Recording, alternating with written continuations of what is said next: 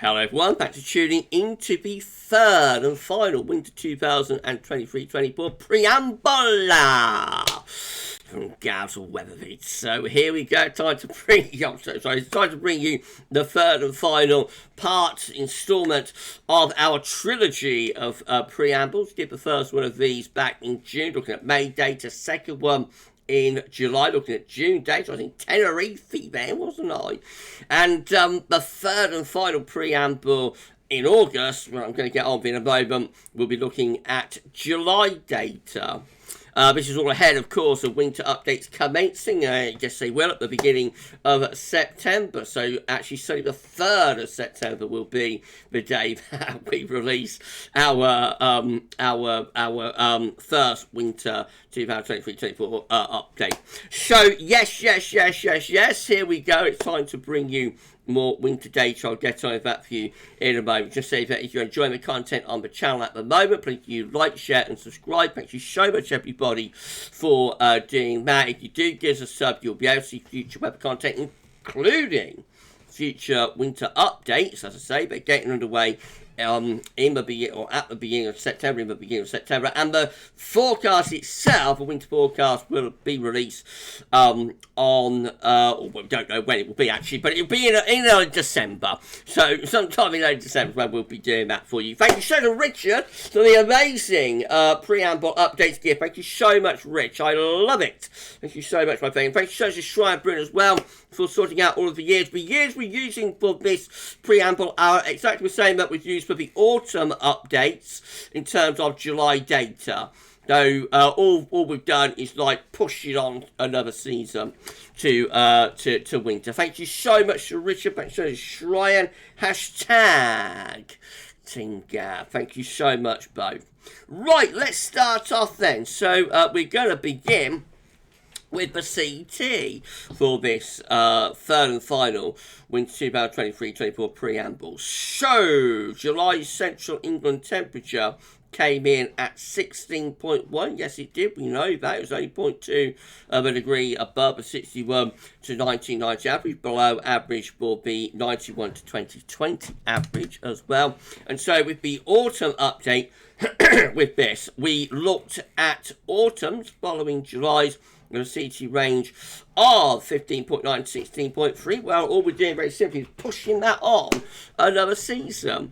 And instead of autumn, we're looking at winter. So, the first winter to start us off is the winter of 1950-1951. This follows July CT range of 15.9 to 16.3 in July of 1950. Okay, so let's start off then. The winter of 1950-1951 was a very unsettled and cold winter. Trough of low pressure covering much of Western Europe. High pressure out in the Atlantic on the cool side of projection. Has a very cold and wintry December. Snowing in December, and then as often happens when you have a cold and wintry December, it gets much milder after Christmas. However, there are a few cold snaps as well in January and February 1951, but overall, most of the cold in that winter is front-loaded in December. But next year is only 1 year on. It's the winter of 1951-1952, again following July city range of 15.9 to 16.3. This one is a rather milder winter. I think low pressure is out in the Atlantic. A few cold snaps coming and going. Is rather an Atlantic-driven winter. That one. We've got 1957, 1958 as our next winter. Trough of low pressure across northern and western Europe. There is some higher pressure towards Greenland, especially the Canadian side of Greenland. This is a backloaded winter. So talking about a front-loaded winter for 50-51. This is backloaded, so it's pretty mild actually in December. I mean, it gets colder later on, especially from February and even into March of 1958. Very cold and wintry March. Then we've got 58-59 showing up. This has a cold January with high pressure to the north, and has a lot of northerly winds actually in January of 1959. Otherwise, not a lot going on with this winter. Relatively mild in February, and already as early as February and into March, we start to set up the pattern of the year, really, which is anticyclonic and relatively warm. However, as I said, it does have a cold January. We've got 1964, 1965, excuse me, as our next winter. This one with lots of low pressure across much of Europe, high pressure pulled out into the middle of the Atlantic, winds coming in from a northeasterly direction. So again, relatively mild in December of 1964, gets colder later, has a cold February and March combination in 1965. We've got 1979, 1980 as our next winter. A few cold snaps with this one, but overall it's a much, much milder winter for 79, 80 compared to 78, 79. So after that, a very, very cold winter of 78, 79, we have a milder winter really, 79, 80. But there are some colder snaps mixed in. 85, 86 shows up next, following July CT range at 15.9, 16.3. This is a really cold winter. Well, it has a really cold February anyway. Starts off relatively mild actually in December of 1985. There is a cold snap over the Christmas week. Cold on and off through January, so alternating between colder and mild weather. It's some snow in January of 1986, but the cold really gets going and locks in at the end of January with a huge Siberian high, bringing a severely cold sub-zero CET February in 1986. The last time we had a CET month into the -1s, I believe, was February 1986. Overall, you can see the potential for this winter with winds in the east, but from east. But remember, it wasn't continuously cold. It has a relatively mild start. November 1985 is cold, but a lot of people forget that. So cold in November of 85, milder through most of December, but gets cold around Christmas. Cold on and off through January, and then locking in at the end of January through a severely cold February. We've got 1992, 1993. This is one to forget. So anticyclonic and mild with that winter low pressure up here. And the jet stream is up there as well. I don't want to repeat of that one because what on earth would I ever find to talk about in the videos? They've got a long gap to 2009, 2010. So the next time we have a July CT of 15.9, 16.3 is 2009. Winter 2009, 10, 09, 10 is a genuinely bona fide cold winter with lots of blocking around Greenland and into the northern latitudes. Low pressure from the Atlantic into Western Europe, jet stream push southwards as well, and winds regularly coming in from an easterly direction. Cold on and off throughout the winter with lots of easterly and northerly winds, often snowy. And the coldest period really is from like the third week of December to the middle of January. So over Christmas, New Year, and then the first half of January. Very cold and often snowy through that sort of 3-4 week period. In complete contrast, 2015-16 is an exceptionally mild winter with high pressure to the south and low pressure way to the north and northwest. Winds coming up from the Azores and from the tropical, subtropical Atlantic. So, of course, it has an extraordinarily warm, and I say warm rather than mild, has an extraordinarily warm December, smashing the previous CET record for December, which was 1934 and 1974, respectively. I think it'll be a while before we get a December as warm as 2015. Really, even in these warming times, it really was a very, very extremely warm month. Okay, let's start putting all of that first set of analogs together then. So this is how all Decembers combined are looking following a July CT range of 15.9 to 16.3. And it's an unsettled signal for the Decembers with low pressure in the North Atlantic and into Western Europe as well. So a very wet signal there. All Januaries combined look like that with below average heights again over and to the east of the country. Higher pressure is up towards Greenland, and winds again coming in from that east or northeasterly direction. So there's much more in way of colder potential for the Januaries there compared to the Decembers. It looks as though January has a pretty strong blocking signal, and it is focused around Greenland as well. Wow, wow, wow. And all February's combined sends the jet stream and the low pressure even further southwards, with the high pressure really strengthening around Greenland. Again, the jet stream is down here somewhere, with a lot of these February's winds coming in from the east. Obviously, not every one of these is mild. There are going to be exceptions, cold, I should say. Are going to be exceptions to the rule. For example, we've got 1992 and 2016, both mild Februaries, but also evening that out, we've got 1986, which is freezing cold, February 2010. Pretty cold as well, 1965, you know. So you get the idea about, although there are, as ever, exceptions to the rule, overall, these analogues are favouring colder conditions to lock in through January and into February. This is how all winters combined are looking for on July CT range of 15.9 to 16.3. High pressure is centred around Greenland, a blocking signal through Greenland, and low pressure across many parts of Europe. Obviously, that low pressure gets further and further southwards as the winters go on a lot of the time. Right, that's the first set done, but we aren't done there. We're going to bring you another set. We're going to do that right now. So after the CT, we're going to be looking at England and Wales rainfall precipitation for July. So we can see quite clearly that with the data from Hadley, July 2023 came out with 121.3 millimetres, which was 168% of the average rainfall for July. It was the wettest July since 2009, and actually it puts July 2023 in the top 10 wettest. I'm sure you remember this from the winter update. So we're going to do a countdown. We love a countdown.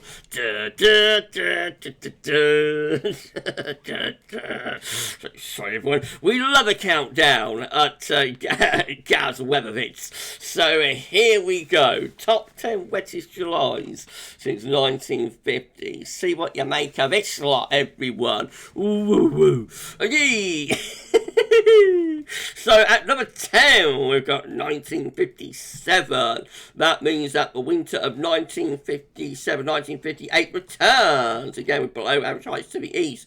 High pressure out in the Atlantic, winds coming in from the north. It's a mild start to this winter in December, but gets colder later on. 1950-1951 is back as well. So you saw it with the first set for CT. It's back once more for England Wales precipitation, and it's at number 9 as well, by the way. So when we spoke about that, has a cold December, then gets milder around and after Christmas, as these cold December winters tend to. We've got at number 8, 2017. So winter 2017-2018 is quite a cold winter with below average heights over to the east of the country, winds coming in from that north or northeasterly direction. Beach from the east, of course, has some snow in December of 2017, then a few cold snaps through January into February, not overly so. I think it's late February, but the winter really gets going, and we unleash the beast. We unleash the beast at the end of February 2018. At number 7, we've got 2008, the 7th wettest July was 2008, and so winter of 08-09 is the first of a series of colder winters with higher pressure to the north and lower pressure to the south, winds in from the east. The overall scenario doesn't look that dramatic, but we know, of course, if we go further on into 09-10 and December 2010 and 2012-2013, we know that things get even more blocked. But the first one of the run of colder winters from 08-09 to 12-13 is indeed 2008-2009, and there it is following the 7th wettest July. At number 6, we've got 1968, which is another cold winter, 68-69, with high pressure focus around Greenland and back in Scandinavia. Quite an interesting set, this one so far, isn't it? Quite interesting. Whoa, whoa, whoa. sorry everybody, winds in from the east. And so yes, so what happens in this winter? Now we have a classic white Christmas and a very cold Christmas to New Year week. Then it gets much milder and wetter though as we go into January, and then at the end of January into February the cold really locks in. This time though it locks in from Greenland, and so there's a lot of northerly winds and lots of heavy snow as well in February 1969. Well, number 5 got 1960, 1961. This one is a milder, wetter winter. There's a lot of cold winters in the 1960s, but the first winter to start us off, first winter, you know, of the decade really is 60, 61, and that one is relatively mild. Number 4, we've got 2012. The fourth wettest July is 2012. So winter of 2012-2013 is our last, what I class as genuinely cold winter, with high pressure blocking up here and winds in from the east. Not continuously cold, has a long mild stretch through the second half of December, particularly around Christmas to New Year and early January period, but after the SSW that occurs just after the New Year, it's not long before the cold comes back, and the cold then just strengthens and is on and off, but gets more and more intense through January, through February, culminating in an extraordinarily cold and snowy March of 2013. At number 3, we've got 2007, the third wettest July in 2007, and the winter of 07-08 is generally a very mild winter and often quite dry as well, but does have a few wetter stretches. 88-89 is another mild, dry winter at number 2, with low pressure to the north, high pressure building up from the south, and the jet stream is up here. That's an exceptionally mild winter, but often very dry. And then at number 1, the wettest July since 1950. It came out as 2009, which was all very surprised about, but there it is, 2009. It's the wettest July since 1950. And the winter of 09-10, it's back again. Spoke about it before. Blocking centered around Green, absolutely perfect position for us to be cold. Low pressure is pushed to the south, jet stream pushed southwards as well, winds often coming in from the east. As I say, the coldest stretch from that winter, or for that winter, is mid-December to mid-January. However, the cold is on and off throughout the winter, really. Right, let's go through all of that data then. So this is how all Decembers combined are looking, following the top 10 wettest Julys, and we get a ridge in the Atlantic. We've got a trough of low to over and to the east country, winds often coming in from the east and from the northeast. A cold wintry signal potentially for both December. All January's combined is interesting because we strengthen the blocking signal, so you will think that, you know, that's absolutely perfect, but the trough of low pressure is a bit further northwards actually, out in the Atlantic, so very contrasting here, I think, with these January. There is cold potential definitely with so much northern blocking, but obviously not every one of them is cold. And then we have all February's combined, following the top 10 wettest Julys. And again, it's a very similar thing really with blocking again within the high latitudes, low pressure, perhaps a bit further south this time, so a bit more cold potential with these Februarys. All 3 of the winter months have cold potential, but it's just its apposition of the blocking in relation to the trough. This is how all winters combined looking for the top 10 wettest Julys. So yes, blocking definitely in evidence. Trough of low pressure over west of Europe, generally a little bit to our south. Winds often coming in from an east or northeast potential direction. There is cold potential there, clearly, with those winters. Not all of them, but with quite a few of them. Right, that's the second set. We'll pause the video there, I think, and when we return, we're going to have one final set for you for this third and final winter 2023-24 preamble. So, sorry. I'll see you in a mo, shall I? Go stick the kettle on. I'll see you in a sec. See you soon.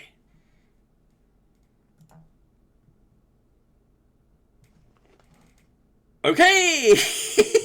Yeah, major jump, didn't it? That major jump. We're ready to resume the third and final winter 2023-24 preamble from GavsWeatherVids. If you've enjoyed this preamble so far, why wouldn't you have done? And please do you like, share and subscribe. Thank you so much, everybody, for doing that. Right, I've got one last section. Did you put a kettle on? I hope you did. Maybe you had something a bit stronger than tea or coffee, though. I don't know. In fact, some magic water is flowing. It might be in GavsWeatherVids towers. No, it's not. My glass is empty, actually. Maybe I've already had it. No. Right, well, let's... I'm going to get myself in trouble. Let's carry on, then. We've got one final set of July data to show you. And it's with the NAO. So yes, we had a very exceptionally negative North Atlantic oscillation in July of 2023. So check this out, everyone. We went down to minus 2.17. Goodness gracious me, minus 2.17 for the North Atlantic oscillation number in July of 2023. So that also places July 2023 in the top 10 most negative NAOs.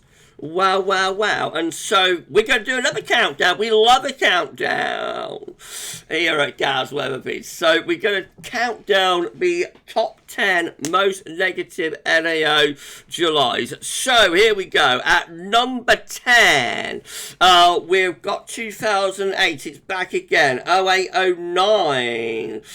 Winter of 0809 has a trough of low pressure across southern Europe, a ridge within the northern latitudes, winds in from the east. As I said, it is the first of the run of colder winters from 0809 to 1213, and there it is in at number 10. At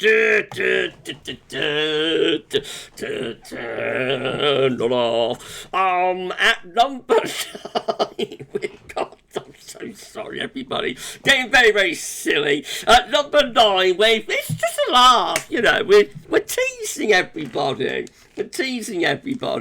Before the winter updates really get going in September. I will be a little bit more serious. Might be. When the winter updates get go. I'm so sorry. Right, at number 9, we've got 2012. That one's back again as well. So the 9th most negative NAO July was 2012. Again, very, very cold scenario sets up through this winter, with blocking centre between Greenland and Scandinavia. Winds often coming in from the east. So yes. It's not continuously cold, but after the SSW, Sun Transmit warming happens in the first week of January, we do set up a much colder pattern then through the remainder of the winter, and it gets colder and colder actually as the winter goes on, culminating in an extraordinarily cold March. At number 8, we've got 2019. Look away now if you want a cold winter. It's the polar vortex of doom. See all those purple colours there from Scotland up to Greenland. That is the PV of doom. With high pressure across southern Europe, winds coming up from the southwest. Nobody does it like Gav. Remember that, everyone. Nobody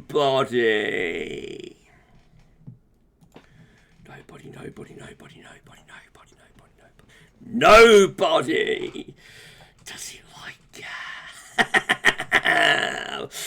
Right, so that's the PV of doing winter in at number 8. Let's carry on. At number 7, we've got 2011. This one brings down very cold air into Eastern Europe, actually. So we have the run of cold winters from 0809, 12, 13, but we have one winter off, which of course is 2011, 2012. Now with this winter, the cold goes into Eastern, Southeast Europe, so it's a brutally cold winter to the Balkans, to the Black Sea, up into the northeast of Europe as well. A ridge keeps us protected because it was high, just keeping us protected on the periphery of all that severe cold. We do get one really cold freeze up in early February of 2012, but otherwise it's a winter off that one for us. At number 6, we've got 1958. Winter of 58-59 is back. This one, higher pressure to the north, lower pressure to the south and to the southwest. It has that cold January. Otherwise, it's a bit of a winter to forget. At number 5, we've got 2016. This is, in some ways, is similar to like 92, 93 and 91, 92. So this is a very anticyclonic winter, high pressure rooted over northern and West Europe. Not much going on in that winter, definitely one to forget. Number 4, the fourth most negative NAO July was 2009. So here we go again, 09-10. It's back once more with high pressure around Greenland and back into the north latitude. Low pressure is pushed southwards. Wow. And yeah, ejection goes southwards as well in this winter. Now at number 3, it's the daddy.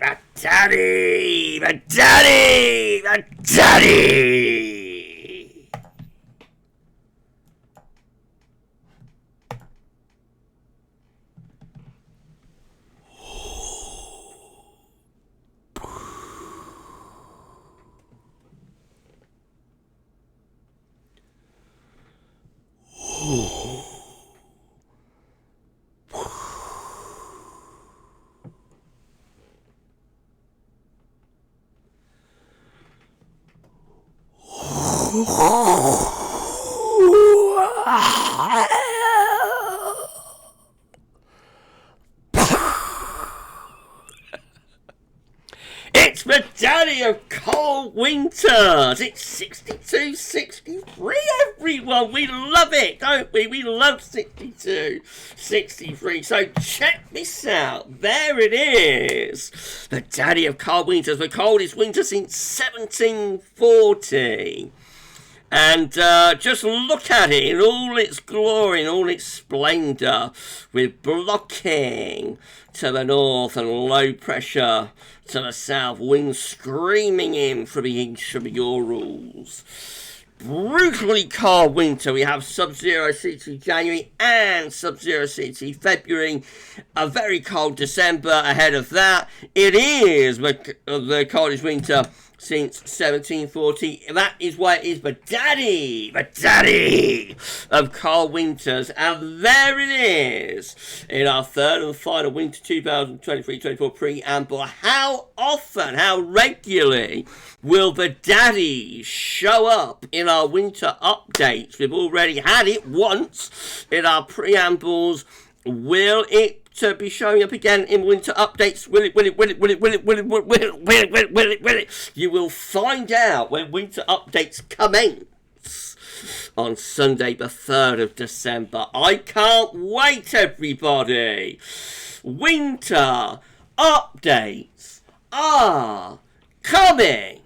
Woo! But still got a little bit more to do, so it's good business, isn't it? Good. At number 2, nobody does it like Gav. Remember that. Nobody does it like Gav. At number 2, the second most negative NAO July is 2015. And the winter 2015-16, it's a complete antithesis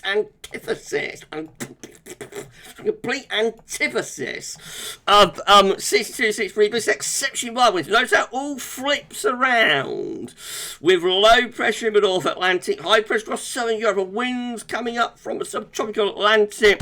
Again, exceptionally mild, especially so in December. And then the most negative, number 1, top 10, number 1 out of top 10 most negative NAO July is 1993, I should say. So that's gone wrong. Oh, wow. I've got to the very last analogue, and it's all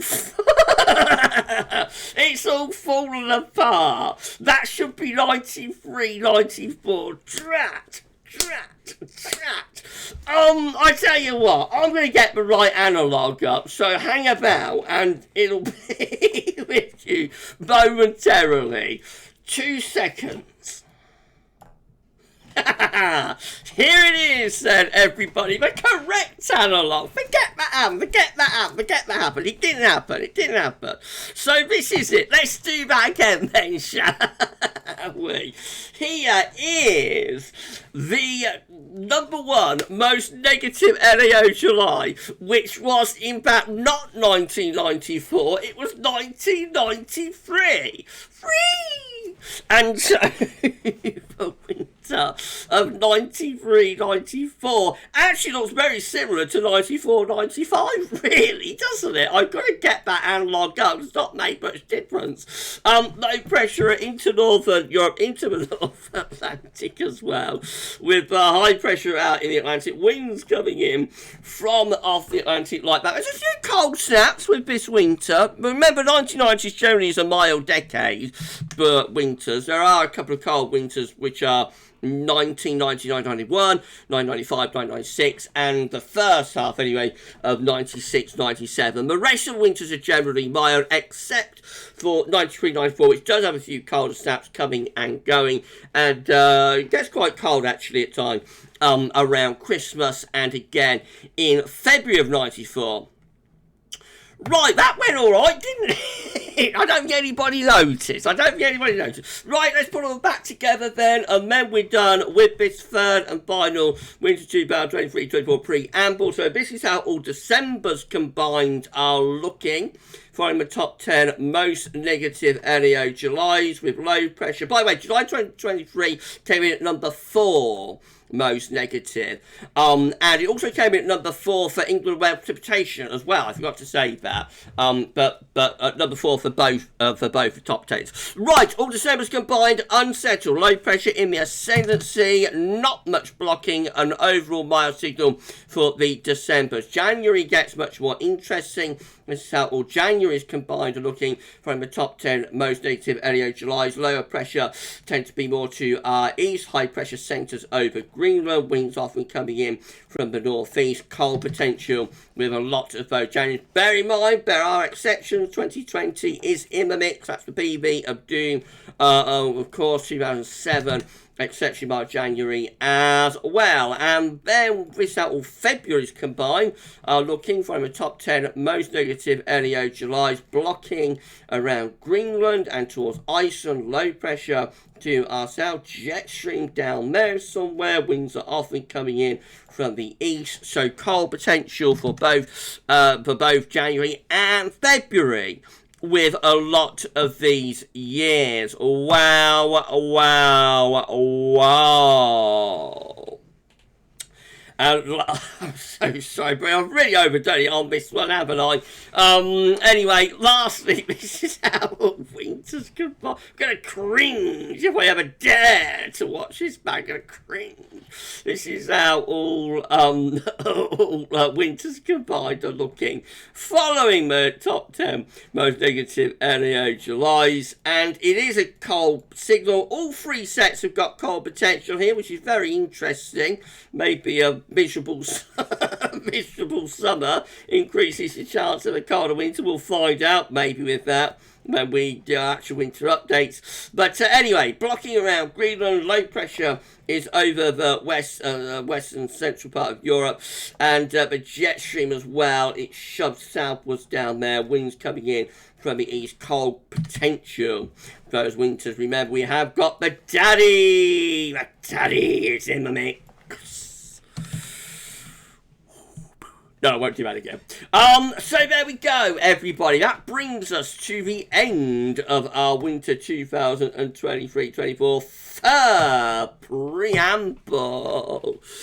It was good, wasn't it? Was it good for you as it was for me? I hope so.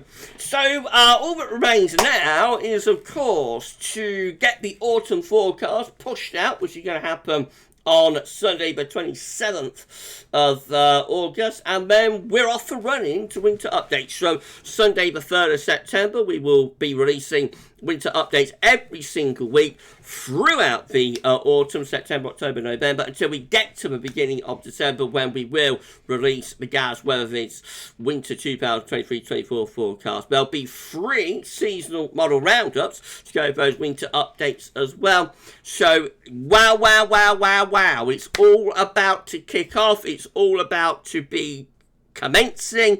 It's all going to be revealed. And update number 1 for winter 2023-24 will be released on Sunday the 3rd of September. If you have enjoyed this third and final preamble for the coming winter, please do like, share and subscribe. Drop a comment, let us know what you think. You've been wondering, what the hell am I watching? I bet you have, but I hope you've enjoyed it anyway. Remember, nobody does it like Gav. It's all for fun. It's all for laughs. Nobody does it like Gav. And that could be a good thing, it could be a bad thing, but nobody can say you don't get unique content on this channel. So we will be back, as I say, with our first winter 2023-24 update on Sunday the 3rd of September. It's still the NEO forecast to look at. By the way, if you haven't seen it yet, check out the NEO forecast that we released much earlier in the summer. And yes, I'll see you on Sunday the 3rd of September. Thank you, Shona Shrine. Thank you, Shona Richard. Hashtag Team Gav. Thank you, thank you, thank you. And with all of that said, 35 minutes, been a real epic to round off these preambles. That's all for now. Thanks for watching. Bye for now. And will I see you on the 3rd of September? Will I? I bet I will. Bye for now.